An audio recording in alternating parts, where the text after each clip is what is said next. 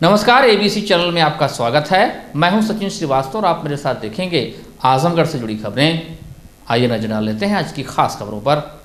खबर के प्रायोजक हैं Gomti Gramin Nidhi limited. Field manager और एरिया मैनेजर की बम्पर भर्ती, जल्द संपर्क करें। The Irish school, Purajodhi, Mukerigunj, Azamgarh. Admission open. Give your child world class education. Windows INC roadways Azamgarh. UPVC window और डोर्स के विक्रेता। GD global school, Kartarpur bypass, Azamgarh. Admission open. और wooden touch, Bhavarnath, Azamgarh. A complete hardware store. जनपद आजमगढ़ के जियनपुर कोतवाली क्षेत्र के जियनपुर बाजार में एक दिल दहला देने वाली घटना सामने आई है। बुधवार गुरुवार की देर रात मकान के बाहर सो रहे बड़े भाई की छोटे भाई ने धारदार हथियार से हत्या कर दी और थाने में जाकर आत्मसमर्पण भी कर दिया। पुलिस ने आरोपी को गिरफ्तार कर शव को कब्जे में लेकर पोस्टमार्टम के लिए भेज दिया है। आपको बता दें कि आजमगढ़ जिले के जियनपुर बाजार स्थित आदर्श नगर वार्ड बरही टोला निवासी मेवालाल चौरसिया, जो कि 65 वर्ष के थे, अपने बन रहे नए मकान के बाहर चारपाई पर सोए थे। इसी दौरान अचानक छोटे भाई कैलाश चौरसिया वहां आया और अपने भाई मेवालाल चौरसिया की फावड़े से वार कर हत्या कर दी। हत्या करने के बाद कैलाश चौरसिया जियनपुर कोतवाली में जाकर अपने भाई की हत्या करने की जानकारी दी। हत्या की जानकारी मिलते ही पुलिस हरकत में आई और कैलाश चौरसिया को गिरफ्तार कर लिया। इसके बाद मौके पर पहुंचकर मेवालाल चौरसिया के शव को कब्जे में लिया, शव को पोस्टमार्टम के लिए भेज दिया। वहीं स्थानीय कुछ लोगों का कहना है कि आरोपी कैलाश चौरसिया कुछ सनकी किस्म का व्यक्ति रहा। हो सकता है कि इसी सनक की वजह से उसने अपने बड़े भाई की हत्या की हो। मृतक के पुत्र का कहना है कि आवास बनवाने को लेकर चाचा कैलाश चौरसिया से विवाद था। बन रहे गेट के पास बीती रात जहां पिता सो रहे थे, वहीं उनकी हत्या की गई। हमारे यहाँ आवास आया हुआ था, हम बनवाना चाह रहे थे, रोकना चाह रहे थे। कौन थे ये हमारे चाचा ही थे, हमारे पिताजी के भाई थे। अच्छा। हाँ। तो रात को क्या हो गया था? रात को कुछ नहीं हुआ था। हम उस घर पे, हमारी वहाँ बरदौली है जहाँ गाय बैल बांधे जाते हैं, तो गाय की वजह से हमारा दरवाज़ा खराब हो गया था। हम दरवाज़ा के लिए निकलवा के और उसको गड्ढा खुदवा रहे थे लगवाने के लिए, और दरवाज़ा नहीं था, इसलिए पिताजी वहाँ चले गए सोने के लिए भाई रात को। और रात में हम लोग 12 बजे तक वहीं थे। आए, वो सो गए, उसके बाद मर्डर कर दिया उसने। अच्छा। क्या नाम था उनका जिन्होंने मर्डर किया? कैलाश। कितने बजे की घटना है? अब 12 बजे के बाद किया और 2 बजे से पहले की है। इसके बाद पुलिस आई, लेके गई। हाँ। उठा ले गई। फिर हमको यहाँ 2 बजे आके हमको जगाई, मोटरसाइकिल से लेके गई। वहाँ हमको बताया कि तुम्हारे पिताजी का मर्डर हो गया है और यहाँ खाट के साथ वो सब उठा लेंगे। खाट वाट कुछ नहीं था, केवल चप्पल उनका वहाँ छूटा हुआ था। पुलिस बोली 1 बजे की बात है, हम गश्त करने जा रहे थे, तब देखे तो उसके लेके गए। आरोपी कहाँ है? जेल में। आरोपी बोल रहे हमारे गिरफ्त में है। पुलिस के गिरफ्त? जी, बोल तो रहे पुलिस हमारे पास है, हम देखे नहीं है कहाँ है। वहीं पुलिस अधीक्षक सुधीर कुमार सिंह ने बताया कि जमीनी विवाद और आपसी मनमुटाव को लेकर छोटे भाई ने बड़े भाई की हत्या की है। जियनपुर के बरही टोला में एक भाई ने दूसरे भाई की हत्या कर दी जब वो भाई सो रहा था, और हत्या करने के बाद खुद थाने पर पहुंचा और उसने बताया कि मैंने अपने भाई की हत्या कर दी है। इस संबंध में उसे तत्काल हिरासत में लिया गया, आला कत्ल बरामद किया गया है और बाकी विवेचनात्मक कार्रवाई जारी है। क्या कारण रहा है हत्या पीछे को, क्या कारण बताया? देखिए, उनका कुछ आपसी मनमुटाव जमीन को लेकर था, उसमें उसने हत्या की। पुलिस का नशे की हालत में वीडियो वायरल होना कोई नई बात नहीं है। बस खाकी को शर्मसार करने वाली तस्वीर कहाँ की है और किसकी है, यह जानने की जरूरत रहती है। आपको बता दें कि इस बार खाकी अतरौलिया थाना क्षेत्र में शर्मसार हुई है, जहां वर्दीधारी सिपाही का नाले में गिरे हुए वीडियो वायरल होने के बाद एसपी ने मामले को तत्काल संज्ञान में लेते हुए सिपाही को निलंबित कर विभागीय कार्रवाई हेतु आदेशित कर दिया है। पुलिस अधीक्षक की इस कार्रवाई के बाद विभाग में हड़कंप मचा है। बता दें कि सोशल मीडिया पर शराब के नशे में धुत कांस्टेबल का नाले में गिरने का वीडियो बड़ी ही तेजी से वायरल हो गया। उक्त सिपाही विजय शंकर तिवारी इस समय जनपद के अतरौलिया थाने में तैनात है। शराब के नशे में धुत सिपाही नाले में गिरा हुआ था और गाली गलौज कर रहा था। वीडियो वायरल होने के बाद पुलिस अधीक्षक आजमगढ़ सुधीर कुमार सिंह ने मामले को संज्ञान में लेते हुए थाना अध्यक्ष को तत्काल कार्रवाई कर सूचित करने का आदेश दिया। पुलिस अधीक्षक ने बताया कि सिपाही शराब के नशे में है, जिसका वीडियो उनके संज्ञान में आया है। उसका मेडिकल कराकर विभागीय कार्रवाई शुरू कर दी गई है। फिलहाल शराबी सिपाही को निलंबित कर दिया गया है। सोशल मीडिया पर एक वीडियो वायरल हुआ था जिसमें एक कांस्टेबल जो कि अतरौलिया का रहने वाला था, वो शराब के नशे में पड़ा हुआ दिख रहा था। जैसे ही ये मेरे संज्ञान में आया, तत्काल मेरे द्वारा इंस्पेक्टर अतरौलिया को भेजा गया, उसकी डॉक्टरी कराई गई और कांस्टेबल को निलंबित किया गया। इस संबंध में उसकी विभागीय कार्रवाई शुरू कर दी गई और बहुत जल्दी उसमें जो सख्त दंड है वो दिया जाएगा। आजमगढ़ के वरिष्ठ फोटो पत्रकार एसके दत्ता की नगरपालिका से आवंटित रैदोपुर स्थित दुकान अवैधानिक तरीके से एसडीएम सदर द्वारा ढहवाए जाने को लेकर पत्रकारों के साथ साथ समाज का हर तबका आंदोलित है। इसे लेकर जर्नलिस्ट क्लब की ओर से बुलाई गई बैठक में जिले के पत्रकारों के साथ साथ सभी सामाजिक एवं विपक्षी राजनीतिक दलों के लोग शहर के रैदोपुर स्थित मीडिया हाउस में पहुंचे और आखिरी स्तर तक इस लड़ाई को लड़ने का संकल्प दोहराया। बैठक में यह तय किया गया कि यह लड़ाई केवल एक पत्रकार की नहीं बल्कि समाज के हर तबके की लड़ाई है। ऐसे में आवाज बुलंद करने के लिए आजमगढ़ स्वाभिमान संघर्ष समिति के गठन का निर्णय लिया गया। इस 21 सदस्यीय संघर्ष समिति में समाज के हर तबके के लोगों को शामिल किया जाएगा तथा इसके गठन की जिम्मेदारी जर्नलिस्ट क्लब के अध्यक्ष आशुतोष द्विवेदी को सौंपी गई।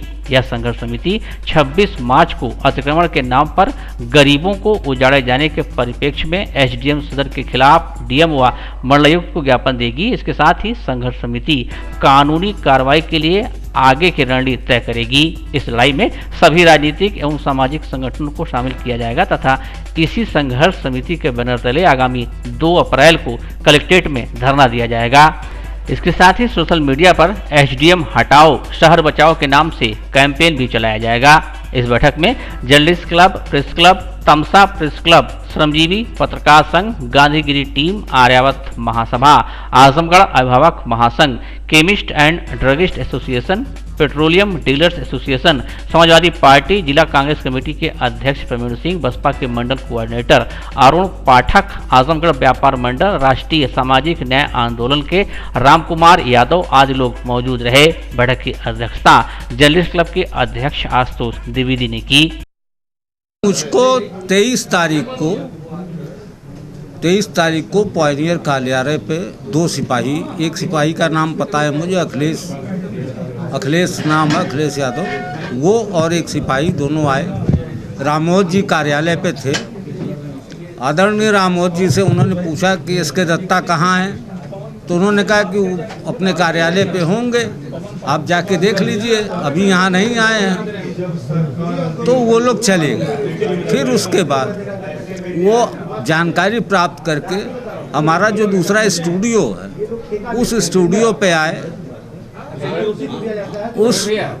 उस स्टूडियो पे आए और मेरी बेटी वहाँ थी। मेरी बेटी से उन्होंने पूछा कि पापा कहाँ हैं, तो उन्होंने बताया पापा लखनऊ हैं। मैं 23 मार्च के कार्यक्रम में लखनऊ में था। तो उसने कहा, बिटिया ने कहा कि पापा आप बात कर लीजिए। मैं सिपाही महोदय से बात किया, मैंने पूछा भाई क्या बात है, कहे एक नोटिस है। हमने कहा किस तरीके का नोटिस? उन्होंने कहा कोई ज़मीन से संबंधित नोटिस। तो मैं समझ गया कि नोटिस क्या है। मैंने नोटिस कहा कि नोटिस आप रिसीव करा दो, मैं आके देख लूँगा। मैं 23 की रात में वहाँ से चला और 24 के भोर में पहुँचा। मैं भोर में पहुँचा, उसके बाद मैंने वो नोटिस पढ़ी। नोटिस पढ़ने के बाद मैं अपने वकील साहबान से मिला। उन्होंने कहा कि मैं नोटिस का जवाब तैयार कर देता हूँ, ये 25 तारीख समय दिए हैं, 25 तारीख को आप ले जाके 10 बजे एसडीएम सदर को दे दीजिएगा। मैं वकील साहब के चैम्बर में बैठ के नोटिस तैयार करवा रहा था। एक लंबी नोटिस थी और तैयार कराने के बाद शाम हो गया था, तो मैं अपने घर चला आया। वकील साहब ने कहा कि मेरे घर से आके टाइप हो जाएगा, आप नोटिस लेते जाइएगा, पूरी फाइल बना देता हूँ। जैसे ही मैं घर पहुँचा वैसे ही मेरी बेटी का टेलीफोन आया कि पापा पुलिस वाले और ईओ, ये दोनों नज़र आ रहे थे वहाँ, पुलिस वाले ईओ ये आए हैं, जेसीबी लेके दुकान तोड़ रहे हैं, आप आइए। उस समय एकदम सुनियोजित तरीके से स्ट्रीट लाइट को बंद करवा दिया गया ताकि वहाँ वीडियो विजुअल न बन सके। लेकिन बच्चों ने विजुअल बनाया, लाइव किया। मैंने जब सर कोतवाल से पूछा कि साहब जब हमको कल तक का वक्त दिया गया है तो फिर आज ये कार्रवाई क्यों की जा रही है, मैं किससे कहूँ? उन्होंने कहा आप अधिशासी अधिकारी से कहिए। मैं अधिशासी अधिकारी पूछा वो कहाँ है, तो पता लगा वो वहाँ से नदारत हो गए आदेश दे के। SDM भी नदारत हो गया। मतलब वहाँ जितने भी उच्च अधिकारी थे सब भाग गए थे, सिवाय कोतवाल और सिविल लाइन चौकी के सिपाही और उनके हमरा थे। मैंने कहा ये तो अन्याय है। और मैं उसके बाद SDM के SOG नंबर पे मैंने कॉल किया, लेकिन SDM ने कॉल नहीं उठाया। उसी समय सुभाष सिंह उधर से गुजर रहे थे। सुभाष सिंह ने मुझसे पूछा क्या बात है। मैंने पूरी घटनाक्रम बताया तो उन्होंने कहा मैं DM से बात करता हूं। तो वो DM से बात किए, लेकिन DM ने भी बात को ख्याली पुलाव की तरह भटका दिया। और आज जब मैं 25 तारीख को जवाबदेही दाखिल करने गया, उससे एक दिन पहले खुद SDM ने, खुद IAS अधिकारी SDM ने खुद जो है अपने लिखे हुए कानून का उल्लंघन स्वयं किया। उन्होंने 25 तारीख का समय दिया था, 24 तारीख को मेरे आवंटन किए हुए, नगर पालिका द्वारा आवंटन किए हुए कार्यालय को जमींदोज कर दिया। उन्होंने खुद ही कानून का उल्लंघन किया। संवैधानिक किया गया है, आप कोर्ट की शरण में जाएंगे? हाँ, इस संबंध में मैं कोर्ट में जाऊंगा। आजमगढ़ में एक ऐसे SDM इस वक्त कार्यरत हैं जो तमाम विधि विरुद्ध कार्य कर रहे हैं और लोकतंत्र की हत्या पर फिलहाल वो आमादा हैं। अब उन्होंने जो अंतिम प्रहार किया है वो उन्होंने लोकतंत्र की जो आत्मा है उस पर उन्होंने प्रहार किया है और हिंदी दैनिक पायनियर अखबार के दफ्तर को उन्होंने फिलहाल विधि विरुद्ध तरीके से, अलोकतांत्रिक तरीके से उन्होंने ज़मींदोज कर दिया है। अब उनके खिलाफ अब वो हद से बाहर बात चली गई है और पानी सर के ऊपर चला गया है। कलेक्टर को भी बताया गया है और कमिश्नर को भी बताया गया है, लेकिन ये दोनों ही अधिकारी इस पूरे मामले में मौन साधे हुए हैं और एक निरंकुश अधिकारी को जो है इस तरीके से उन्होंने छूट दे रखी है लोगों के ऊपर बुलडोज़र चलाने की, और लोगों की गरीबी और गुर्बत पर वो अधिकारी बुलडोज़र चला रहा है। आज इस संदर्भ में एक आजमगढ़ स्वाभिमान संघर्ष समिति का गठन हुआ है और उस गठन पे 21 सदस्यीय समिति बनेगी और कल मंडलायुक्त आजमगढ़ को और कलेक्टर आजमगढ़ को एक ज्ञापन दिया जाएगा। साथ ही साथ आगामी 2 अप्रैल को 12 बजे दिन में कलेक्ट्रेट पर, रिक्शा स्टैंड पर बड़े धरने का आयोजन किया जाएगा, जिसमें संपूर्ण जो हमारे शहर के जो सिविल सोसाइटी है, जिसमें मसलन गांधीगिरी टीम है, आर्यव्रत महासभा है, पेट्रोलियम डीलर्स एसोसिएशन है, उसमें केमिस्ट और ड्रगिस्ट एसोसिएशन है, सभी बार हैं कलेक्ट्रेट के, दीवानी बार, सेंट्रल बार, और राजनीतिक दल, कांग्रेस के जिलाध्यक्ष यहाँ मौजूद हैं, BSP के कोऑर्डिनेटर यहाँ मौजूद हैं, सामाजिक न्याय आंदोलन के प्रमुख रामकुमार जी यहाँ मौजूद हैं, और ढेर सारे जो पत्रकार हैं पूरे आजमगढ़ के, उन सबको इस बात पर रोष है। और मैं समझता हूँ कि सभी लोग मिलकर के अपनी बात लोकतंत्र में लोकतांत्रिक तरीके से कलेक्टर तक पहुँचाएंगे। और हम लोगों की मांग है कि जांच की जाए इस मामले की। जैसा कि दत्ता जी ने बताया, आप सारे लोगों को अपनी आप बीती सुनाई है कि इस निरंकुश हो चुके अधिकारी के खिलाफ कार्रवाई होनी चाहिए, जांच होनी चाहिए, इसका तबादला होना चाहिए। और जो BJP के लोग उनको भी हम पत्रक देंगे, ज्ञापन देंगे। कोई मंत्री आएगा, जिले का प्रभारी मंत्री आएगा, उससे भी ये बात पूछेंगे कि क्यों इस तरीके का निरंकुश अधिकारी को यहाँ तैनात करके रखा है जो लोगों के लिए मुसीबत का सबब बना हुआ है। और ये धरना होगा हर हालत में 2 तारीख को। और चले ठीक है, लड़ाई लड़ेंगे लोकतांत्रिक तरीके से। और इसी के साथ ही हम लोग सोशल मीडिया पर एक कैंपेन चलाने जा रहे हैं आज शाम से कि आजमगढ़ का SDM हटाओ और यहाँ का स्वाभिमान बचाओ। और इस तरीके से उनके खिलाफ हर तरीके से जो भी लोकतांत्रिक एजेंडा है, उस लोकतांत्रिक तरीके से हम अपनी बात हर मंच पर रखने का काम करेंगे। आजमगढ़ मुख्यालय पर स्थित सुखदेव पहलवान स्पोर्ट स्टेडियम में जिला बैडमिंटन संघ आजमगढ़ के तत्वाधान में आयोजित 2 दिवसीय चैंपियनशिप का उद्घाटन मंडलायुक्त विजय विश्वास पंत एवं डीआईजी सुभाष चंद्र दुबे ने फीता काटकर किया, जबकि अतिथियों का स्वागत मुख्य द्वारा सौरभ सक्सेना, सौरभ राय, दीनानाथ यादव, केएम श्रीवास्तव, सुनील दत्त विश्वकर्मा ने किया। कार्यक्रम का संचालन अजेंद्र राय ने किया। मैच को सफलतापूर्वक संपन्न कराने में करण श्रीवास्तव, पवन पांडे, सीमा चौहान, माया कुमारी, प्रफुल्ल पांडे आदि ने योगदान दिया। प्रशासन पुरुष ओपन युगल वर्ग में विजय विश्वास पंत और सुभाष दुबे ने सौरभ सक्सेना व अजय प्रताप को सेमीफाइनल में 21-10, 21-15 से पराजित कर फाइनल में प्रवेश किया और दूसरे सेमीफाइनल में दीनानाथ यादव व संतोष पांडे की जोड़ी ने विजय रत्न और दिलीप को 21-12, 21-18 से पराजित कर फाइनल में प्रवेश कर लिया। इसी वर्ग के फाइनल में विजय विश्वास पंत व सुभाष दुबे ने दीनानाथ यादव और संतोष पांडे को 21-11, 21-17 से पराजित कर खिताब पर कब्जा जमाया। प्रशासनिक पुरुष वर्ग एकल वर्ग में सुभाष दुबे ने विजय रतन को 21-10, 21-18 से सेमीफाइनल में पराजित कर फाइनल में प्रवेश किया। दीनानाथ यादव ने सौरभ सक्सेना को 21-18, 21-14 से पराजित कर फाइनल में प्रवेश कर लिया। इसी वर्ग के फाइनल में सुभाष दुबे ने दीनानाथ यादव को 21-10, 21-18 से पराजित कर पुरुष एकल का खिताब अपने नाम किया।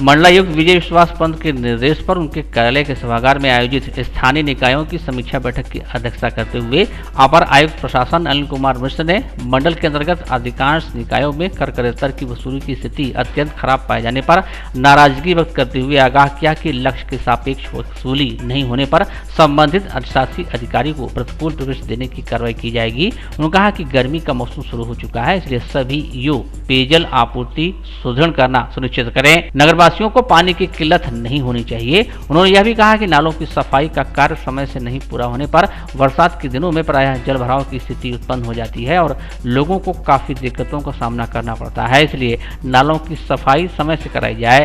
अपर आयुक्त श्री मिश्र ने निकायों में प्रतिबंधित प्लास्टिक पॉलीथीन के जब्तीकरण की कार्रवाई शिथिल पाए जाने पर भी अप्रसन्नता व्यक्त करते हुए इस पर निरंतर कार्रवाई करने का निर्देश दिया।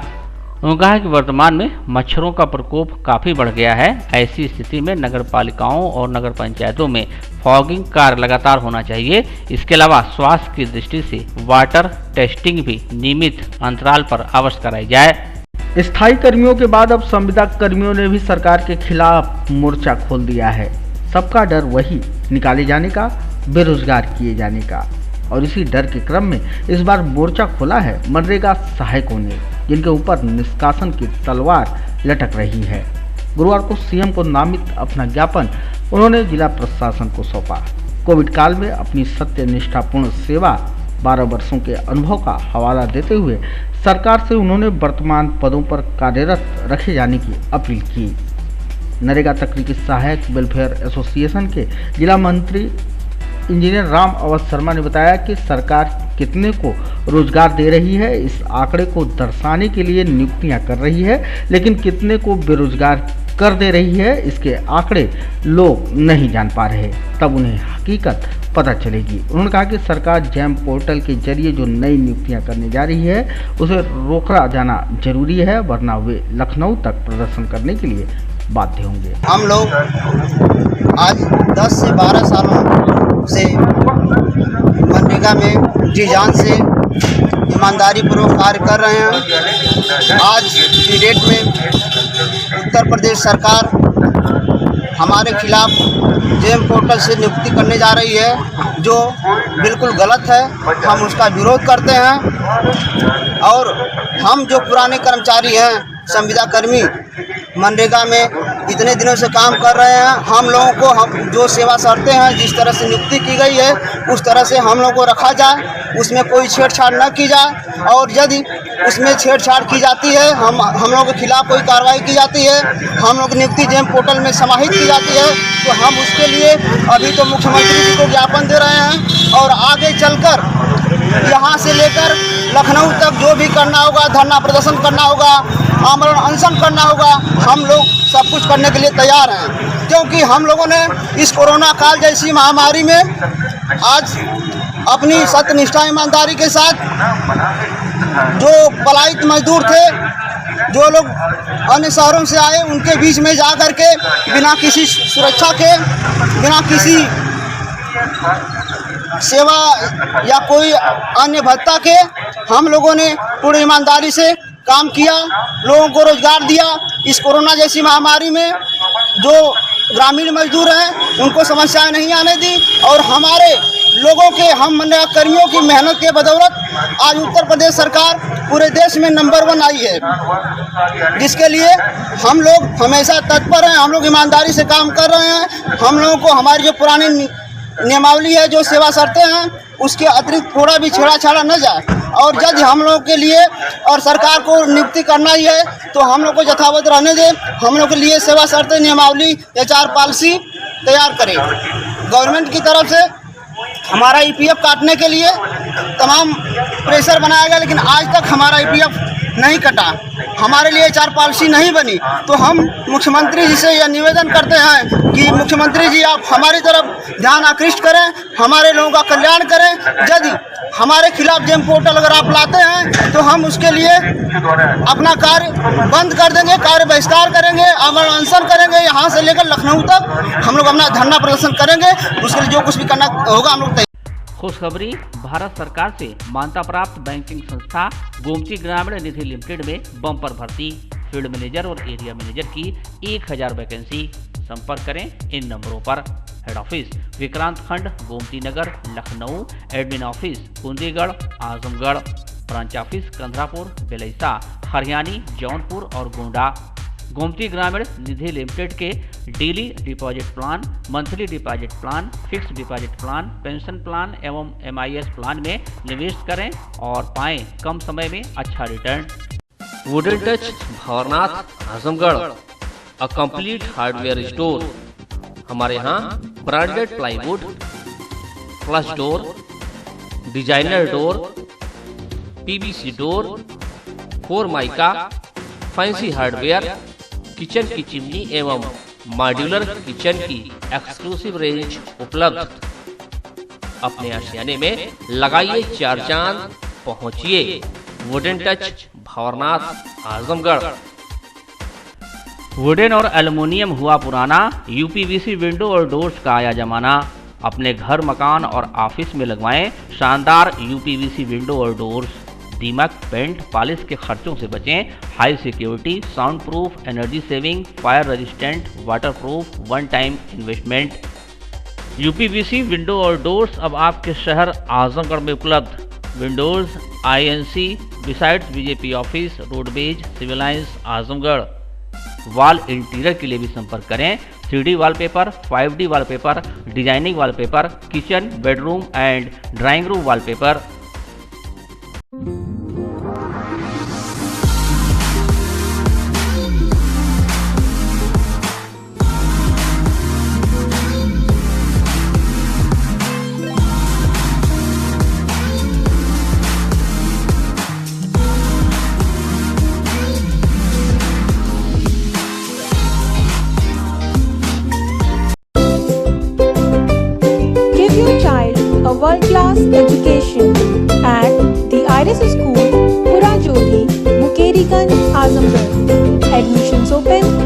From class play group to. अपने बच्चों को दीजिए विश्व स्तर की शिक्षा at the Iris school, Purajodhi, Mukerigunj, Azamgarh. Admissions open from class play group to class 8।